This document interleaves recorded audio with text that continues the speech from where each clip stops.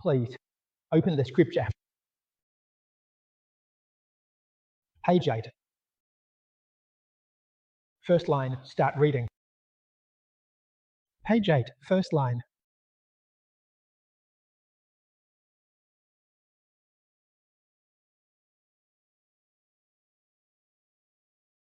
Loudly, Yuan Shi third.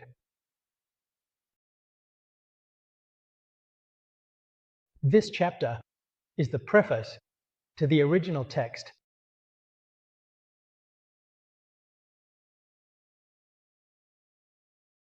Community. This scripture. This time's elaboration. The cause of initiation.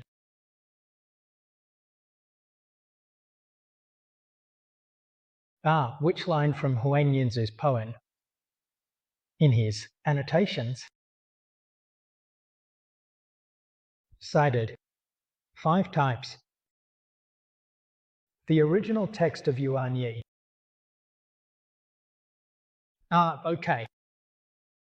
Refer to it for comparison. This is a very good thing. Next, look at the scripture. But the world-honored one subtle light merges as one, like the line melting gold, also like a bright mirror, silver long inside and out, manifesting great brightness, hundreds and thousands of times. This is a short passage. This section talks about the world-honored one emitting a sharp light, triggering this time's extraordinary cause and condition. 20 is an introduction. This true nature,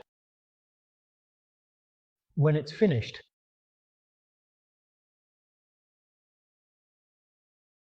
that is, the Dharma assembly begins. The crowd gathers, just like when we participate. Exerting a bit, the audience is all present. So at this moment, intro of true nature, praising the wisdom and virtues of the bodhisattvas present, said a lot. We have also reported in detail to the students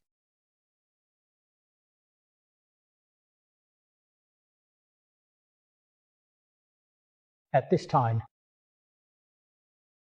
The world-honored one, subtle light, merges as one. Wei means to use his power and virtue. Divine power. Light is brightness. Why and when is it very obvious? One is the meaning of unfamiliar. It is at this moment of Sakyamuni Buddha. Radiance appears very special.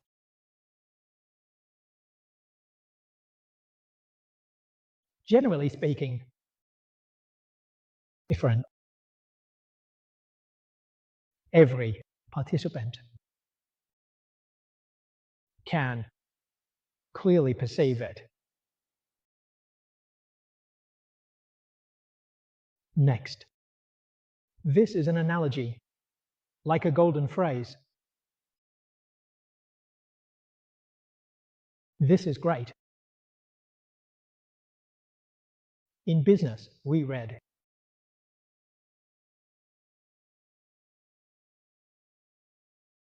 it is relevant. Appearance, often described with gold. Describe. Gold is one of the 7 treasures. The reason why gold is valued so highly by people is because gold does not change color under any circumstances. Its color is always beautiful.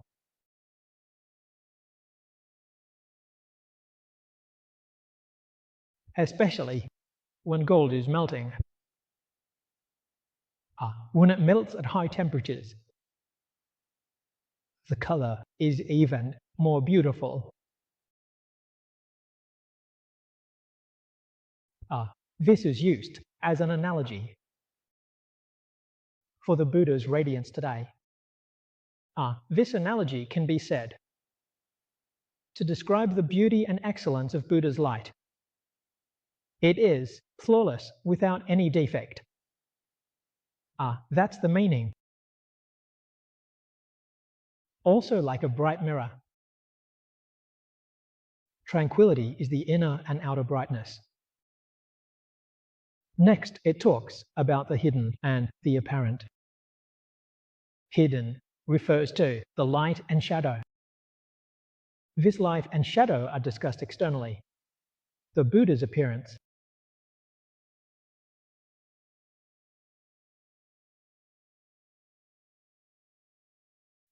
low. There is not the slightest obstacle. From the appearance, one can also see the inside.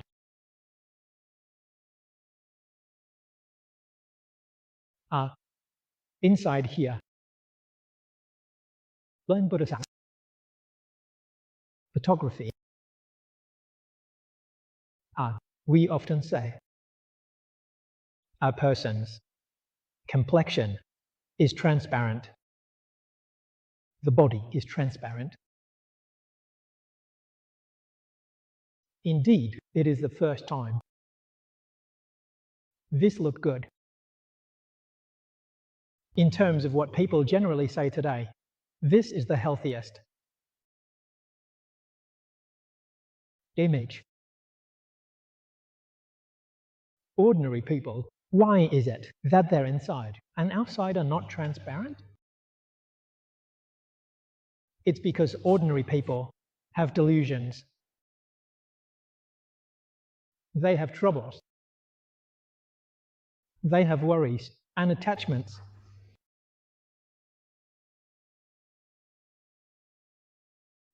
So the complexion of ordinary people inside is dark. A mass of darkness.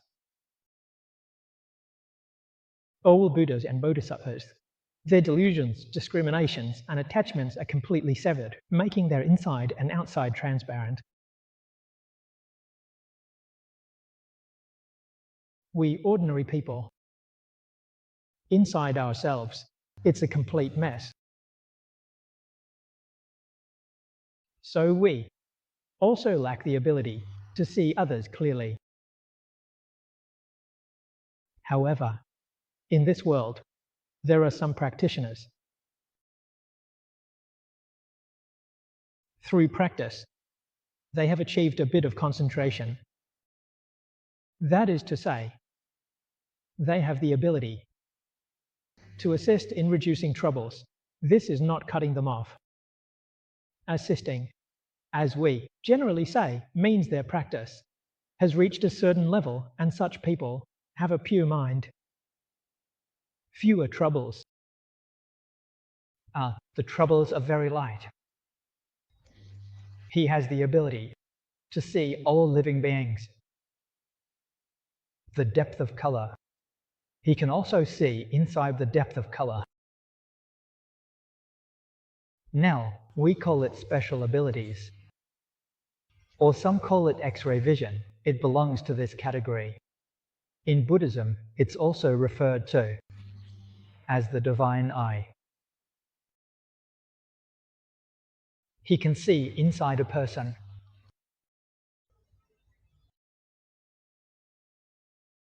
So whether your body is transparent, he can tell at a glance. If it is transparent, it means the practice is of a very high level. At least, his troubles no longer manifest. Body and mind are clear. This is not something an ordinary person can do. On the contrary, it's something that can't be done. This body is transparent.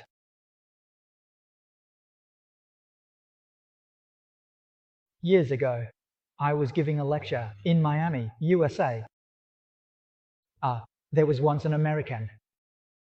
He had a day, which is what we call special abilities.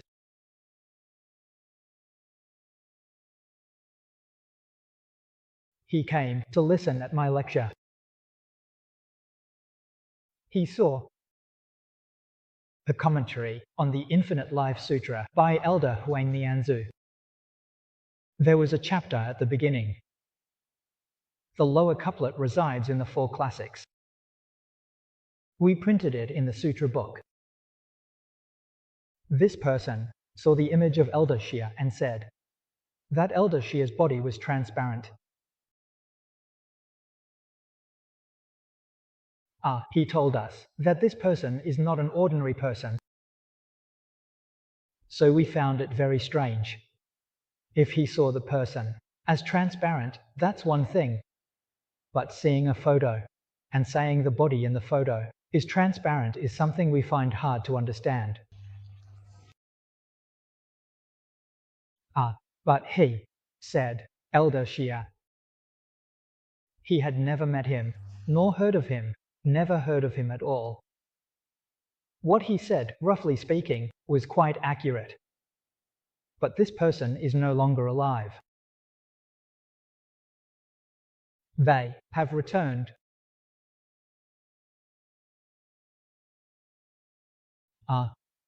So when he was alive, back then,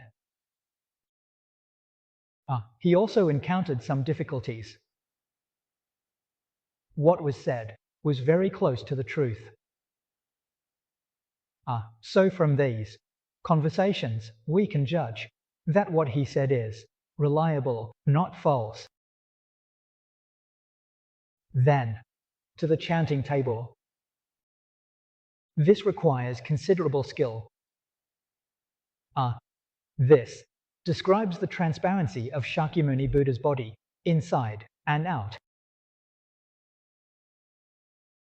The emitted light is a faint glow outward in the dark night,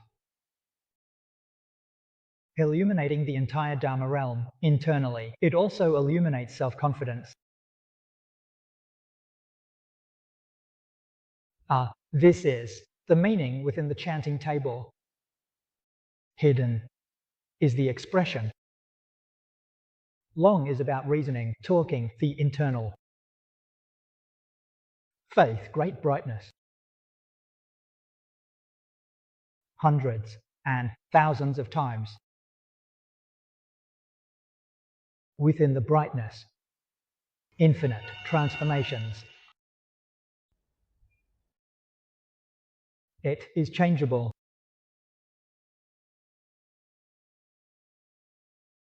So, within this, we have realized Buddha's light illuminating the Dharma realm. No different from the realm at the Huiyang assembly. Lighting Dharma realm. Hairline.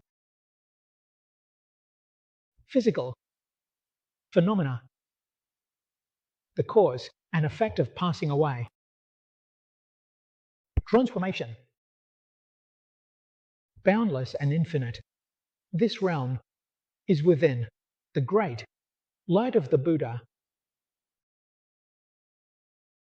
manifesting. This is an inconceivable realm.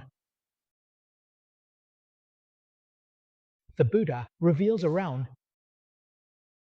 It is not by chance.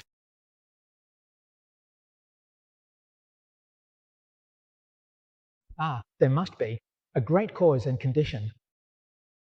Otherwise, the Buddha would not manifest such an extraordinary realm. This realm is extremely rare. So at that time during the meeting, Venerable Ananda saw it. So the following section, please look at the scripture below. Venerable Ananda all knew and contemplated that today's matter was accomplished. On faculty, the moon's pure light and faintly the jeweled pagoda is adorned. Since its manifestation, it is said to have developed good habits with limited growth.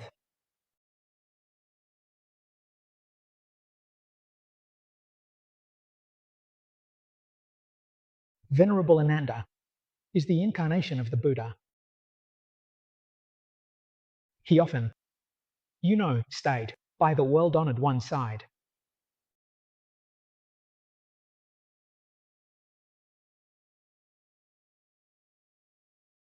In all these years, he had never seen the world-honored one with such radiance as today. Such a display of heart.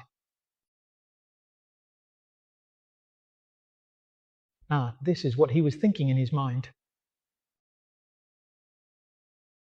The form, body, and all faculties, the desire for purity of the moon. These two lines. Very admirable.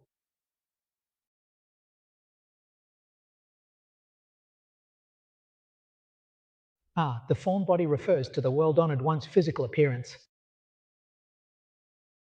And the faculties, it specifically refers to the 6 faculties. Eyes, ears, nose, tongue, body, and mind.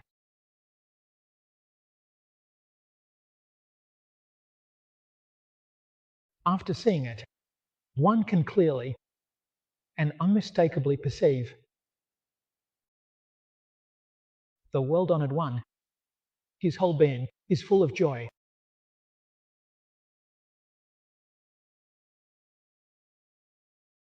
Nurturing is joy. As they say, even the paws are smiling. All showing a smile. Impeccably pure. This purity refers to the purity of the mind. Deeply rooted and surpassing. The following 2 lines describe him. With eyes glowing, adorned with precious forks.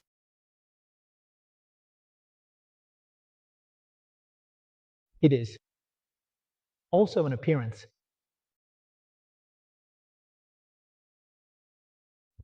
The face, the radiance of today's face.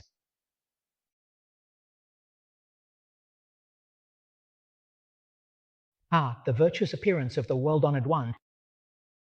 Slightly is a description. Tall. Scholar. The meaning of a tall scholar. This is a description. The precious tea adornment. This precious tea adornment, it's what was mentioned earlier. Manifesting great brightness. Many times. The Buddha emits light. Within the light is a serene master. Various Buddha's errors. In the realm of the immortal sage. Creating the pure lands of all Buddhas. All are within the Buddha's light, manifesting this journey to West. From the West comes preconceived notions. Let me think about it. Since becoming a monk, working with the Buddha, in all these years, I've never seen such an auspicious sign from the world-honored one as today. Never seen it before.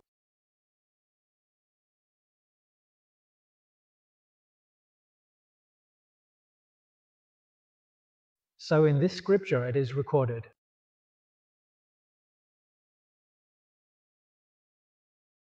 Shakyamuni Buddha. On the day he demonstrated enlightenment under the Bodhi tree, he attained great enlightenment and understanding. At this time, Ananda was born. Ananda born.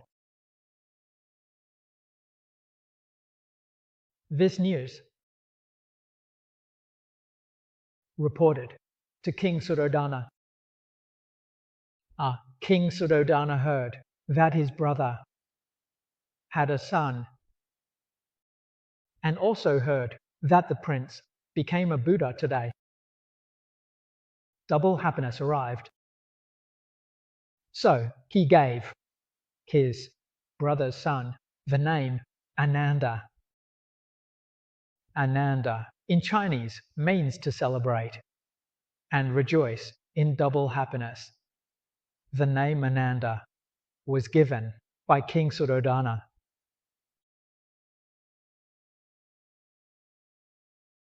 Ananda became a monk at the age of 20. That is to say, for the first 20 years, Shakyamuni Buddha was teaching and preaching. He didn't hear it. After becoming a monk as the Buddha's attendant, the Buddha preached for 49 years. For the last 29 years, Venerable Ananda didn't miss a single session, especially since he was known for his extensive knowledge. His memory was exceptionally good. Once he heard something, he would never forget it.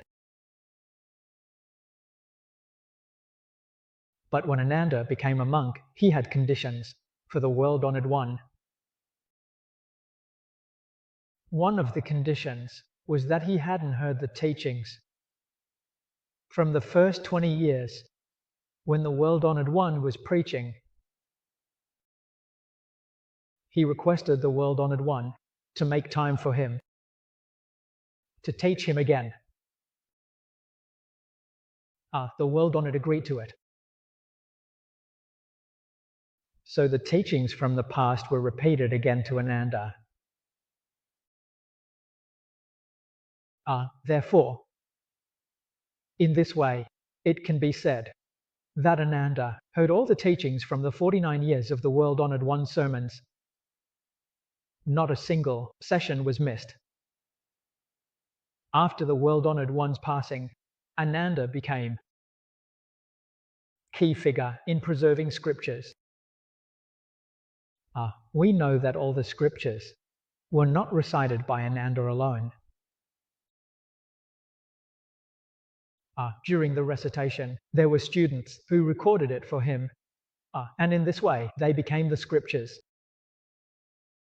When the world-honored one was alive, his teachings were not recorded. Did Ananda make mistakes in his recitations? On this point, we need not doubt. The world-honored one long ago understood this. He instructed Ananda to repeat the teachings with 500 arhats to bear witness for him. These 500 arhats listened to Ananda's recitation of the Buddha's teachings. It must be that all 500 arhats nod in agreement. This is what the world-honored one said. Only then can it be recorded. If even one person raises an objection, then that sentence cannot be recorded. So when compiling the Buddhist canon, it's not about the minority obeying the majority. If even one person raises an objection, it cannot be recorded. All 500 must listen and nod in agreement, affirming that this is what the world-honored one said. Only then can it be recorded. This is correct approach.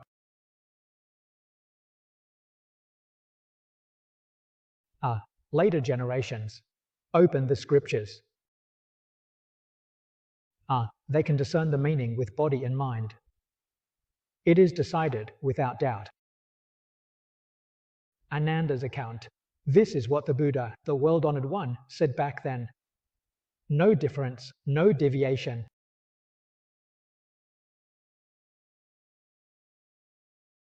In the past, it was extremely rigorous, like this Jesus. Such caution.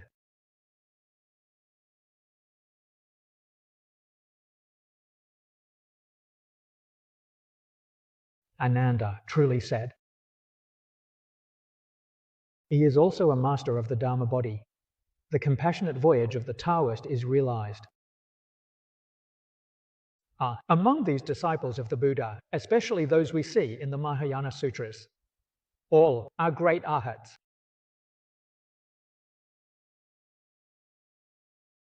Not minor arhats. The great ones are like great ministers. What is the status of Mahayana arhat? Arhat is a Sanskrit term. Translated into Chinese, it means martial arts. Martial arts means graduation.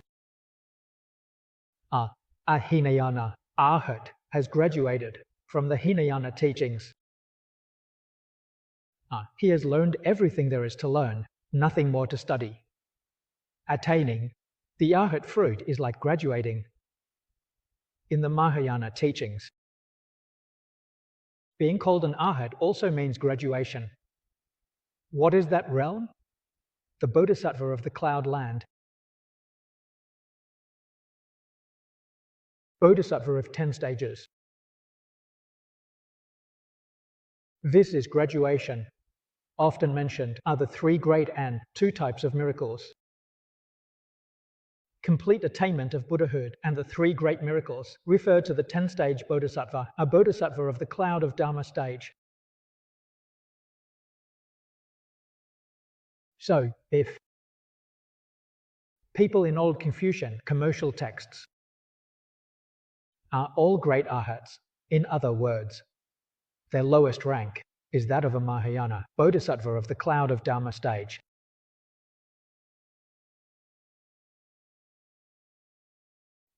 In this collection, it reveals to us their true nature. A little. Now on stage, they are performing, acting as a small city going abroad to take charge. At this time, Venerable Ananda holds such a position.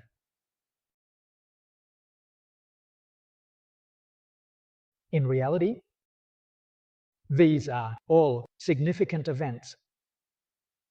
So this is what we understand. This principle. Understanding these facts, there will be no doubt about the positivity of the Buddhist scriptures. But these words, to modern people, it's very hard to believe in reason. Believe me, I don't believe it.